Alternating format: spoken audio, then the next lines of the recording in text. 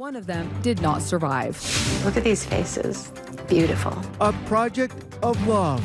Meet the artist behind the painting of dozens of missionaries who lost their life while serving, and the mother who is compiling his work in a new book.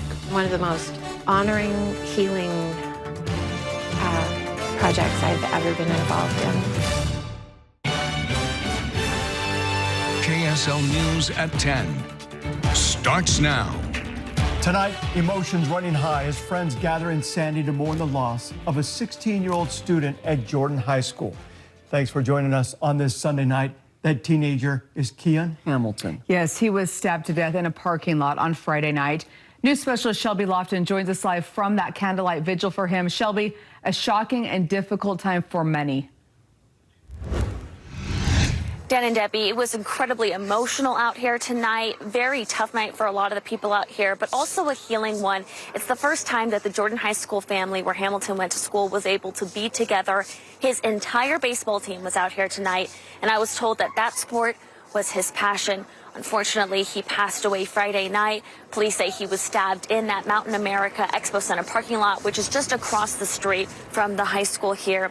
Again, tonight was really the first time his friends, their parents, family members, coaches, mentors of Hamilton's were able to be together and mourn the loss.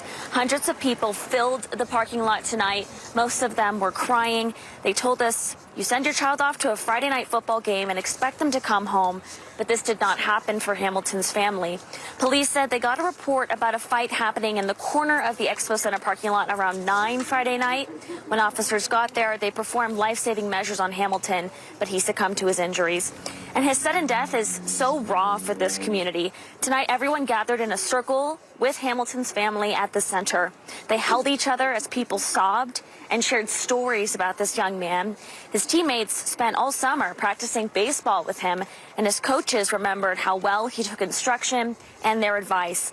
At one point, everyone raised their candle or lit a flashlight and held it in the air while one of Hamilton's family members spoke. They prayed for peace for his family, but also pointed out the large crowd of people wearing jerseys who loved Hamilton, and they're shocked by what happened. Knowing how it happened, that he was just in the wrong place at the wrong time and something bad happened. That's the hardest thing for me. And it wasn't just the Jordan High School baseball team that was out here tonight. There were baseball team players and students from neighboring high schools across the Salt Lake Valley who all came out tonight wearing their jerseys to honor a teammate and honor an opponent on the field whom they respected, and they wanted to honor his life tonight. It was very moving to see that. As far as this investigation into the stabbing, it is ongoing. Sandy police told us that the suspect was located. They were taken into custody, but that individual is also underage, so their identity has not yet been released. Dan and Debbie, just a tragic situation all the way around here tonight. I'll send it back to you. Yeah, a huge showing of support for that family tonight. Shelby Lofton live in Sandy. Thanks, Shelby. Just in. A talented Utah artist is coming out with a new book showcasing the dozens of missionaries he's painted who have died while serving. It started nearly 10 years ago with just one painting, and now it has grown into 167 paintings of missionaries. These faces have all become friends. A touching tribute. Look at these faces. Beautiful. To dozens of missionaries Nicholas Martin Selcock. who all lost their lives. Derek Jason Walker, whose brother misses him so much. While serving.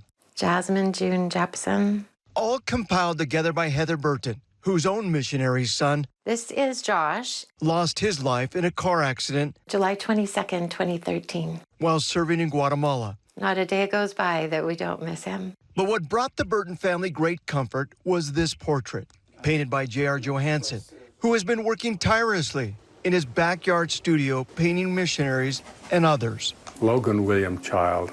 who unexpectedly passed away free of charge. He passed away 74 days ago. To date, JR has painted 167 missionaries who died while serving. 79-year-old JR says it's extended his life.